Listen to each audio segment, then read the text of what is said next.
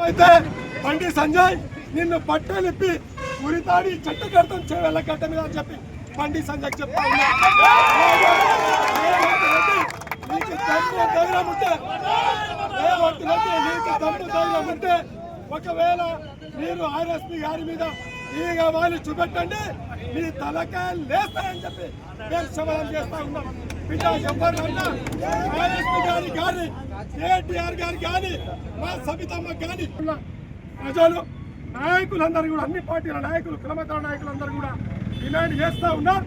మీరు రేవంత్ రెడ్డి గారు పదవి నీకు హక్కు కాదు, అది బాధ్యత. మరి నీవు కూడా పోరాటం చేసావు, కానీ ఏ రోజు కేసీఆర్ గారు నీ మీద ఈగ వాళ్ళని ప్రజాస్వామ్యంగా పోరాటం చేసే హక్కు గారికి ఒకవేళ మీరు సెక్యూరిటీని ఇవ్వకపోతే ఇచ్చే వరకు ఈ ఉద్యమం తెలియజేస్తాం. జై తెలంగాణ, తెలంగాణ,